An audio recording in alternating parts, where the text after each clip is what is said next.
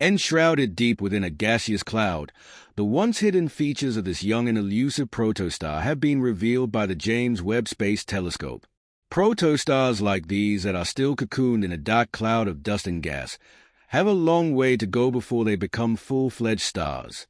At only about 100,000 years old, it is at the earliest stage of star formation and doesn't yet generate its own energy through nuclear fusion of hydrogen. Its shape, while mostly spherical, is also unstable, taking the form of a small, hot, and puffy cloud of gas somewhere between 20 and 40% the mass of our own Sunday. Its signature hourglass shape has helped to provide insight into the beginnings of a new star at the precipice of a long and dynamic life ahead. The region's most prevalent features, vibrant blue and orange clouds in this representative color infrared image, outline cavities created as material shoots away from the to-be star and collides with surrounding matter.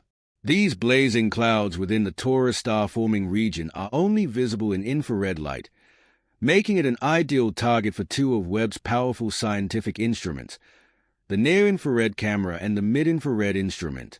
The colors themselves are due to layers of dust between Webb and the clouds. Blue air rays show where the dust is thinnest. The thicker the layer of dust, the less blue light is able to escape, creating rich pockets of orange. As it continues to gather mass, its core gradually compresses and gets closer to stable nuclear fusion.